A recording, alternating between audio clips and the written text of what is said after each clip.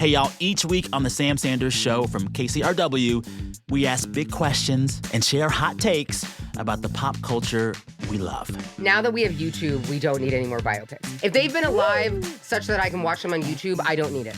I don't think that music is getting worse. I think y'all just don't listen to artists who aren't in the mainstream. Taylor Swift, retire. It's time to retire. The Sam Sanders Show from KCRW, wherever you get your podcast, and on YouTube.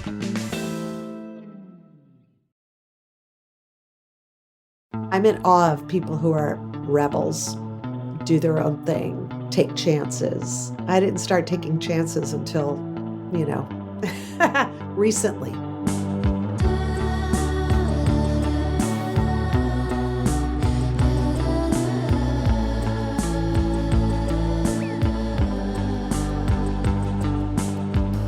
You're listening to Life in 7 Songs.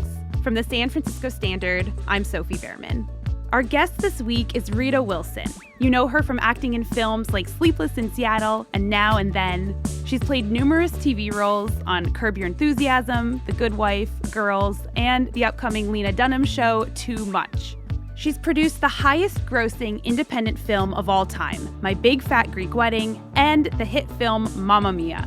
She's performed on and off Broadway, has a star on the Hollywood Walk of Fame. Of course, she's married to Tom Hanks. But what you probably don't know is that she spent almost her entire career dreaming of a different one, to be a singer-songwriter. And in the last decade or so, she's done that, becoming an accomplished musician who's released 5 albums. Rita Wilson, welcome. Thank you so much. What a pleasure to be here. So, Rita, about 40 years into your career as a successful actor, producer, you decide to become a singer-songwriter. How did that happen? How does that happen? Well, it's something I've always wanted to do. And when I started out, you had to stay in your lane. If you were an actor, you did acting. If you were a singer, you did singing. If you did Broadway, that's what you did. And I tried. I loved it so much. I would do talent nights and open mic nights and things like that when I was a teenager. But acting really was the thing that was my job. I didn't even want to imagine that I could want anything because I felt that would be ungrateful. But I played a game with myself, like, what if? What if I could want something? What would it be? And the answer was music. I did the musical Chicago on Broadway. And when I did that, it was so exhilarating. I met a woman called Cara Diaguardi, who was a songwriter. And when we met, she had also done Chicago after I had done it. She said, well, what would you want to do? What do you want to do? And I said, well, I would give anything to be able to write songs like you, but I can't. Why not? Well, I'm not a musician. I don't play music. I don't read music. And she said, that's okay. Neither do I. Do you have something you want to say? And when she said that, I was like, yeah, I do. And she said, okay, I'm going to write your first songs with you. And she did. And she did it while she was waiting for her baby to be born. Like, I think that's kind of amazing too. She's changed my life. I had done an album already called AM/FM, which was cover songs of songs from the 60s and the 70s. And Cara really opened the door to songwriting for me. For the first song, you chose Ode to Billie Joe. And it's such an incredible song. It doesn't even have a chorus, right? It's just pure story. Correct. And I know in your music, you tell a lot of stories. But why did you choose this song? Oh, well, to me, for many reasons, it is such a dark song. I think this was around 1967 when the song came out. And it was kind of when the feminist movement was in process. And I remember being a kid, I might have been 9, 10, and seeing things about abortion and didn't quite understand what that was, but had a sense of it. And so the idea that this young man took his life and then they saw them on a bridge throwing something off the bridge. What was that? I thought, well, was that a baby? Did they throw the baby off the bridge? I mean, all these things entered my mind. But it was also this thought that you had these people, this family. I came from a very boisterous Greek Bulgarian family, and everybody talked and they were open and transparent and said everything, and people overlapped and interrupted. And yet this family was saying nothing. They had this information that this young man that they know took his life, and they're saying, can you pass the peas? Right. And there's more acres to plow. And there's more acres to plow. The sheer denial and avoidance of this powerful piece of information that they've been given, that they do nothing with. Yeah. And that silence said so much. And so I think it's actually extraordinary songwriting that Bobbie Gentry was able to capture in a very profound, compelling way. And then she said, I got some news this morning from Choctaw Ridge. Today, Billie Joe McAllister jumped off the Tallahatchie Bridge. Papa said to Mama as he passed around the black-eyed peas. Her low voice there. Like, how great is that? Just the register of her voice is so beautiful. And it's, like you said, such a dark song, especially for a 9-year-old. And another thing that strikes me about the song is it's about grief, right? It is. How the sister in the story is grieving, but then later the father dies. Yeah. And the daughter doesn't understand why Mama, is alone now in her grief. Exactly. There's so much. It's so chock full of stuff. And I'm glad that you brought up the part about grief and loss, because so many of the songs that I love and that I've chosen today are somewhat about that, because I think it's still not something people talk about. People don't want to confront their pain and their loss. Personally, what is brought up for you in terms of grief? What have you experienced? Well, as a child, I think I lost my grandmother, who I was very, very close to when I was 4 years old. But my mother lost her father when she was 4 years old. And she was born in America. And at 4 years old, the family went back to their village to have summer vacation. And while she was there, her father died. And the family was told to stay in the village because what would a widow with 4 children, do back in New York? And so they said, okay, well, we'll do that. And then, of course, after years, the war broke out, and then Greek politics and unrest, and my mom had to leave her home at 19 years old and go back to Athens. The village was on the border of Greece and Albania, technically in Albania. And I think I was very much aware that my mom had to leave 2 homes in her childhood, never to return. And I think my mom had some sense of grief and loss with that, losing her father, losing her home at the same time. So I think that attuned me to someone's pain and someone's loss. Yeah. Is your mom still living, Rita? No, I'm sorry. I can see a lot of emotion. They didn't tell me it was going to be like therapy. I'm a big crier. I cry every day. So, like, literally, it's cathartic. The Greeks have a word for it, catharsis, which means cleansing tears. Katharis, clean. Yes. It's true. I think there is a cleansing aspect to it. So I'm all about it. I'm down with the crying. And it comes from a place of love, right? I can see that, like you are moved because you love your mother and your family. Yeah. This boisterous family that you described. This boisterous family. So curious, is there a memory that sticks out that sort of paints a picture of that loud, loving childhood? Yeah, it was just always like that. My dad, in the backyard barbecuing, and my mom making food. And I remember she loved music. So she always had music on. She would always be singing along. It's really funny to hear a woman with a Greek accent sing along to the Beatles, or something. What did she sound like? Oh, she would say like this: I want to hold your hand. I want to hold your hand. But she would also do impersonations of all the neighborhood kids too, which was pretty funny. And we had one car, so my dad and she would share a car, but she always had the AM radio on. So we always were listening to music. And she was very funny because she was kind of good. And she would say things like, I think that song going to be a hit. And it usually was. Like a week later, it would be number one or something. She had an ear for it. She did have an ear for it. Yeah. Rita, tell me about the second song you chose, Everything I Own by Bread. Well, that was one of the songs that I remember distinctly. The car was a Belvedere. It had these it was salmon colored and it had these pointy fins in the back. Oh my goodness. And I remember my mom and I were at a stoplight and this song comes on. And she said, what do you think this song is about? And I said, I don't know. It's like somebody broke up with somebody and they would, want to have them back.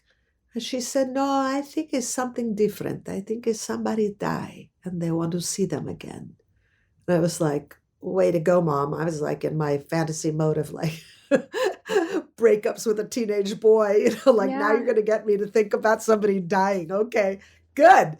But it also, in a way, my mom taught me how to listen to music, listen to lyrics, and listen to the story of the song and go into it in a more deep way. God, she really had a sixth sense for this stuff because I've listened to the song a lot since you sent it. And I read that a lot of people do think it's about a broken relationship. And in fact, the songwriter said, that's okay. It can be interpreted that way. But he wrote it about, I think he wrote it in memory of his father who Yes, died. exactly. He did.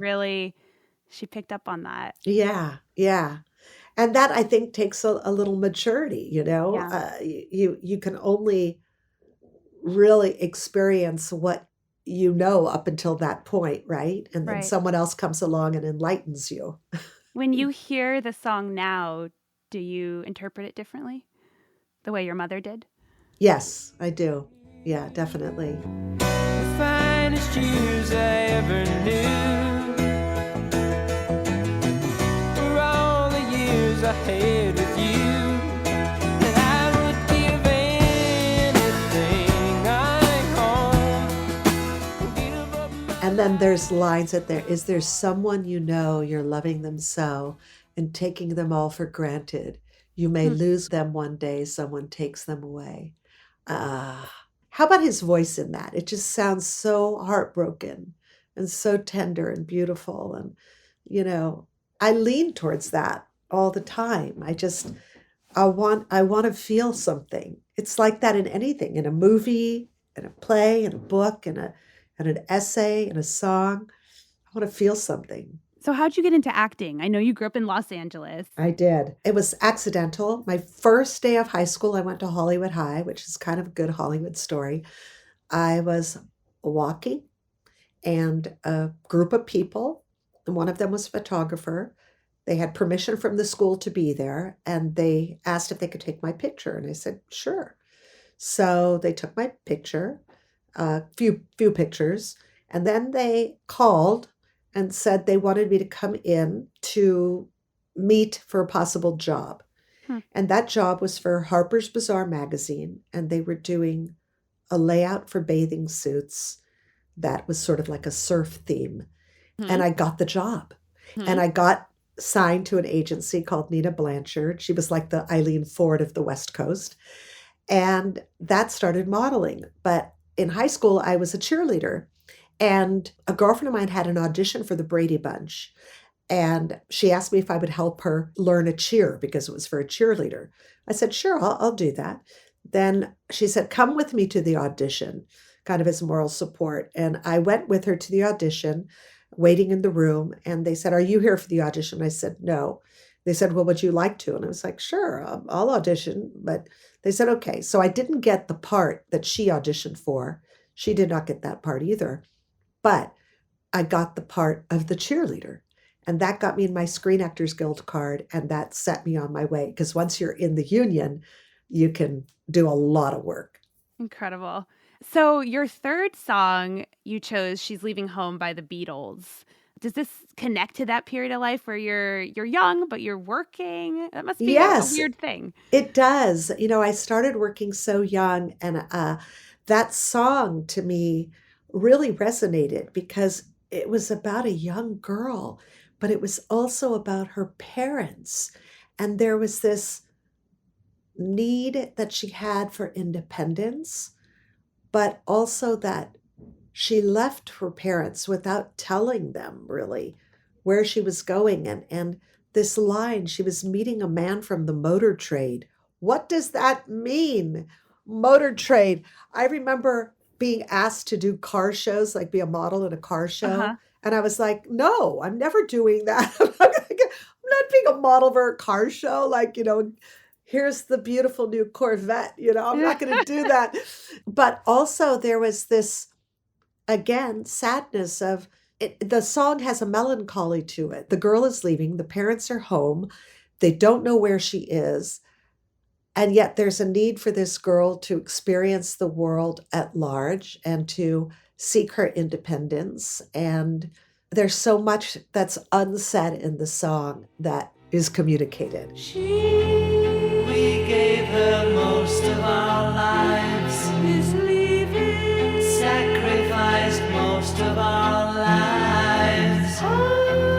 We gave her everything money could buy. She's leaving home after living alone for so many years.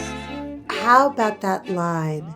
She's leaving home after living alone for so many years. Just that distance and that, we're talking the 60s where people were experimenting, exploring, trying to break free from their parents' generation. And that thought that she was alone in her own house, heartbreaking. Yeah. And I just love that here are these young guys writing this song, and it's about a girl. And I remember once, having an opportunity to speak with Paul McCartney about the music they were making back then, the Beatles. And I was like, what? I said, you had such depth to your songs. What was that? What was going on with you? And Paul said, I know, like yesterday. Well, my troubles seem so far away. When I was 10 years old. And I was like, exactly, because they were like 19 or 20 when they wrote those songs. And yet they had such connection to story and to what was going on with people. Well, and speaking about the fact that the song was about a girl, two guys Right. writing a song about a girl, you starred in the iconic film Now and Then, came out in 1995, and it was so meaningful for so many girls. There were a lot of coming of age movies that I can name about boys, Stand By Me and others. But this is the first time we really saw a film about and for girls. I mean, did you realize that at the time? Was that important to you? Well, I loved that it was a female story, right? I loved that. And no one really knew it was going to resonate the way that it did when it came out. And the soundtrack was a banger of a soundtrack. Oh my God, it's still to this day. And one of the best scenes in the film is, you're doing your hair, you're singing a Jackson 5 song. 'Cause if he doesn't, I'll be there. Don't you know, baby, yeah, I'll be there. So you were singing back then. I know. How did that happen? That happened because Demi said, I want you to sing this song in this movie. My character is getting ready for her friends to come, and she's 9 months pregnant. And so she's, making her hair bigger if she can. And there's hairspray involved. And, I love that song. I didn't even think I could sing that high.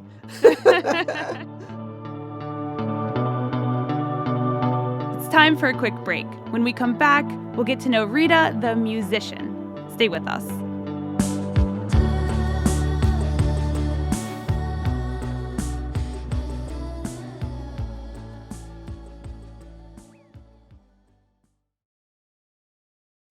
Hey everyone, I want to recommend a podcast. Hard Knocks is a show about resilience, self-discovery, and finding meaning after chaos, hosted by Amanda Knox. Each week, Amanda sits down with fascinating guests, writers, thinkers, artists, to explore how we learn, grow, and rebuild ourselves after life knocks us down. Amanda brings humor, honesty, and hard-earned perspective to every conversation, drawing on her own experience of being wrongfully convicted and rebuilding her life. Amanda was a guest on Life in 7 Songs in one of our most moving episodes, opening up about how music became a lifeline during her years of wrongful imprisonment. On our show, she spoke candidly about turning pain into wisdom and also about how we're all so much more than our worst moments. If you liked that episode, you'll love her show, available wherever you listen to podcasts. I'm Jesse Alejandro Cottrell. And I'm Emily Dreyfus, and this is Pacific Standard Time. We have stories from all over the state of California, all the big battles that are happening here. Prop 50, housing affordability, tech, and immigration. And we're really excited to bring you the stories about how California is dealing with what it means to be alive in 2025. Subscribe to Pacific Standard Time, a new weekly show from the San Francisco Standard. We'll have new episodes every Wednesday starting November 19th, wherever you get your podcasts.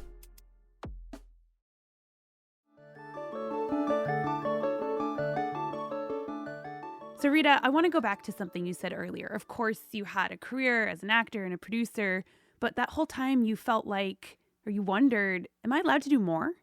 It's so classic, isn't it? You know, I think women, I know I still do it, and I still have to battle against it because I see it happening with men, and they don't even consider that. They just barrel in and do what they want to do. And I think it's very important for women to have an awareness of that they may want more and that it is okay to ask for it. You know, certainly I feel inspired by a lot of the younger women because I see them doing that. And I'm like, yeah, girl, go for it. I wish I had been able to do that when I was younger. And there were people in my generation that were doing that. And they were inspiring people like Joni Mitchell and Carole King and Stevie Nicks and Carla Bonoff, Linda Ronstadt. They were doing it and they were inspiring, but I just didn't know how to make it happen back then. Yeah. And speaking of Joni, she made your list with her song California. Why that one? Well, you know, first of all, she was living in California. She was living in Laurel Canyon. And it was a place that was like Oz to me. They were all up there. Joni, Carole King, Neil Young, Cher lived up there for a while, Crosby, Stills and Nash, Jackson Browne, all these people whose music I love, they were all in Laurel Canyon. And so then you have this story where Joni is leaving, traveling, and then wanting to come back home to California. And the way she sings California and the longing expressed in her voice for wanting to be in a place that feels like home to her is just beautiful because it is my home. It's still my home. And it's just beautiful songwriting. Still a lot of lands to see, but I wouldn't want to stay here. It's too old and cold and settled in its ways here. All but California,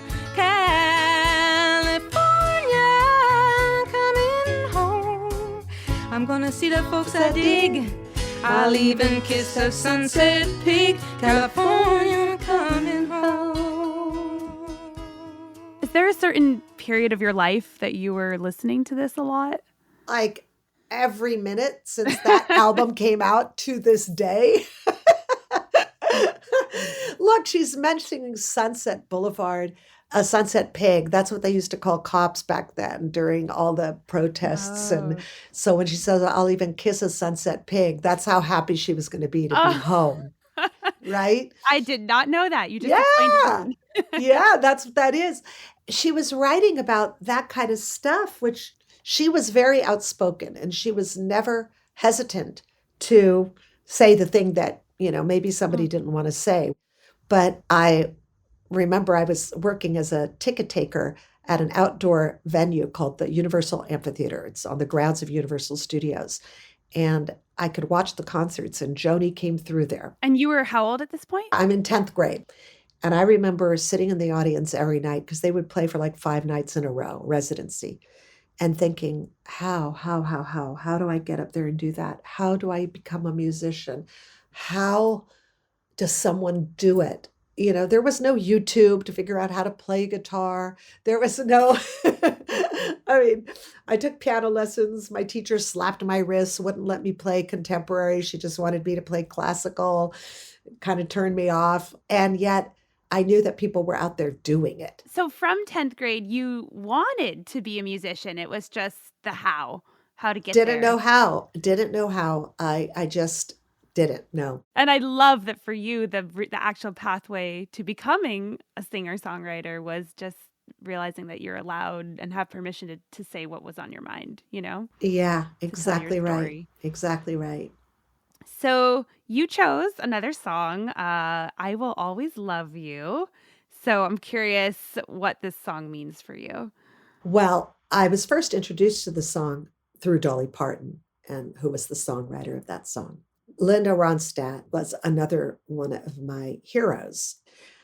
And the way Linda sings it in her version, it's just a different interpretation because Dolly's is very gentle and Linda's is a bit more angst-ridden, which I think is just powerful.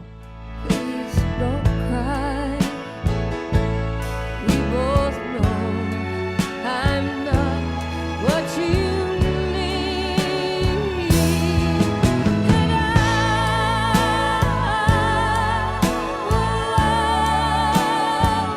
always love you. To me, it was just what Dolly is saying in that song lyrically is, I'm choosing myself over you. And even though I love you, I don't think I can be with you.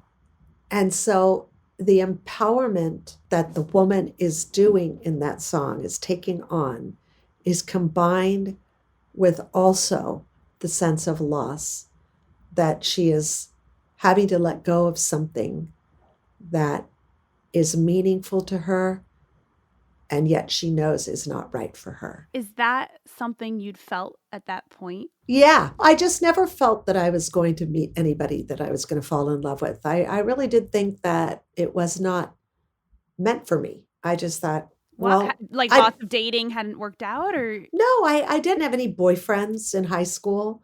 I was social, you know, like I said, I was a cheerleader, but I worked a lot. So I didn't really meet people on sets. Most of the people I worked with were older. I didn't think it was going to happen for me.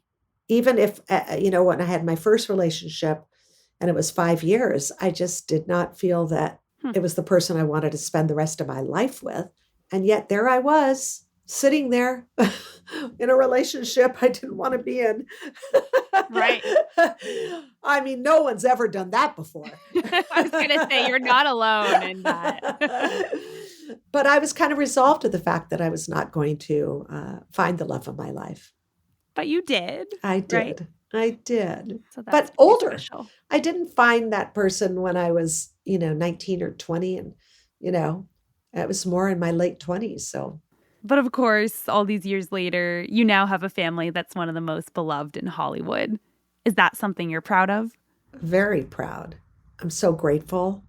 My mom used to say when we were growing up that she would say, your kids teach you.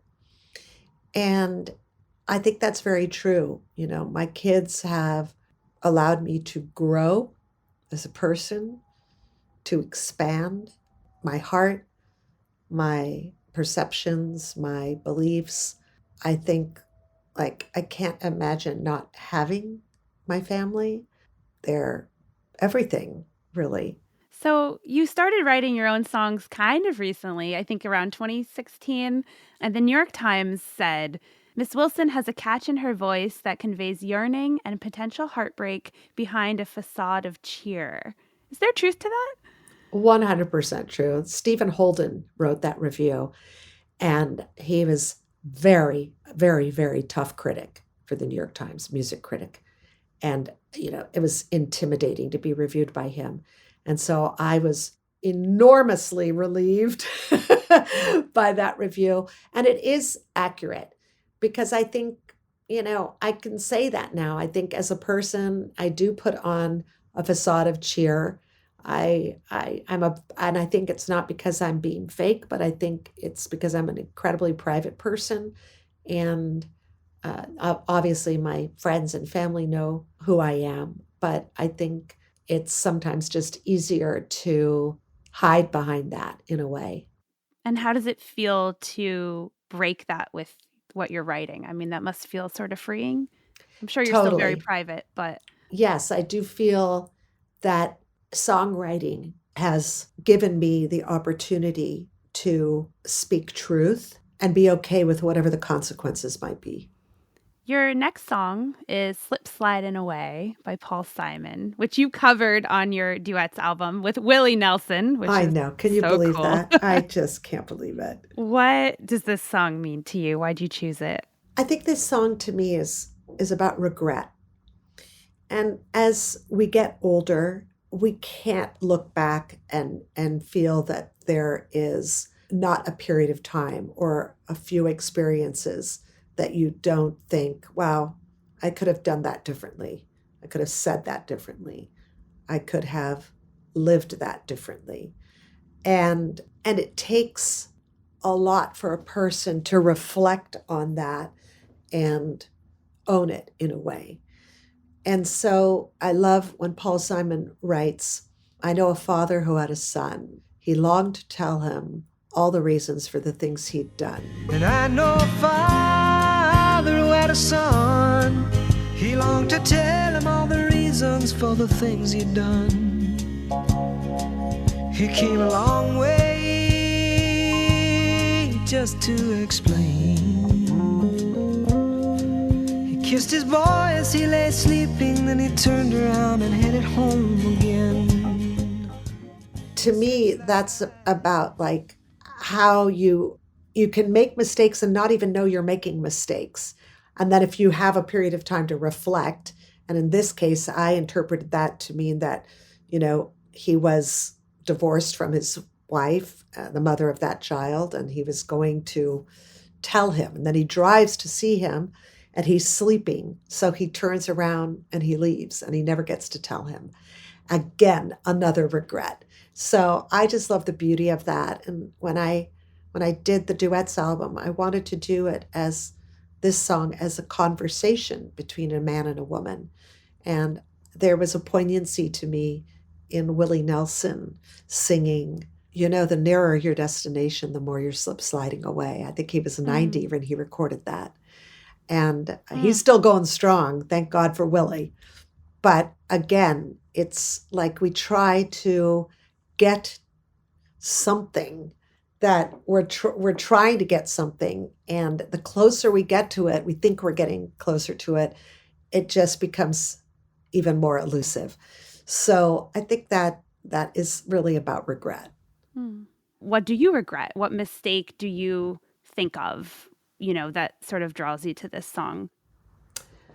I regret that I'm such a good girl, right? Goody two shoes.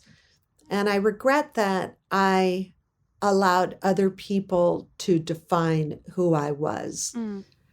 And that I think I would have found my voice metaphorically earlier if I hadn't been such a people pleaser and didn't try to, make everybody happy.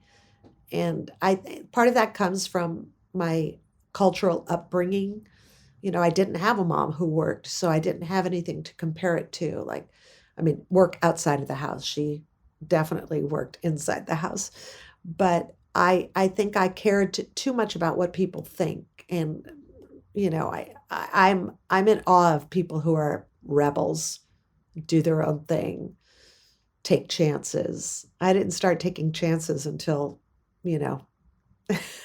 recently. Well, could you please write a song about that? Because I can relate. Okay, yeah, good idea. I have one called Rule Breaker. I think it's on the Halfway to Home album. Okay, perfect. Yeah, check Great. that one out. I will right after. Your last song, it's a new song released in 2023, Some Things I'll Never Know by Teddy Swims. Why'd you choose this one? This song to me is just right up there with Bob Dylan's Make You Feel My Love. It is just a powerful, powerful song. And it's that confusion of like, what did I do wrong? He's so vulnerable in the song. He's so out there. He's like a raw edge, a raw nerve, a raw emotion that he's putting himself out there, which I think is just so compelling and beautiful. It just draws you in. When I'm wide awake tonight, running circles in my mind, there's an answer I can't find. When did your heart let me go? Guess some things I'll never know. Oh, when did your heart let me go? I guess some things I'll never know. I just love it. And again, we come back to this thing of loss and unrequited love and grief and having to sit with this pain that you didn't really ask for. It just happened to you, you know? What would you tell your mom in terms of teaching you the value of story? Was there anything you'd want to say to her? You're going to make me cry. It's okay. I would say, Mom, thank you for having your own story that you shared with me, because through your own story, I understood about humanity. I understood about integrity. I understood about love. I understood about loss. And I carry you with me every day. You're never not in my mind and in my heart. Never. Now you're making me cry. Look at us both crying. Wow. Thank you for sharing that. It's just thank that's you. So beautiful. Rita Wilson, thank you so much for sharing your 7 songs with us. I just really enjoyed this. Thank you so much.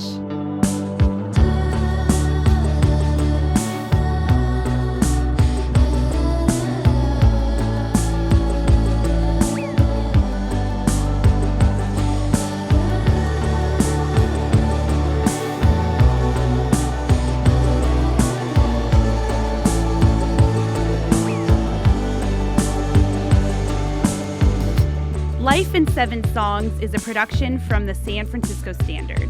This episode was produced by me, Sophie Behrman, and our senior producer, Jasmine Morris.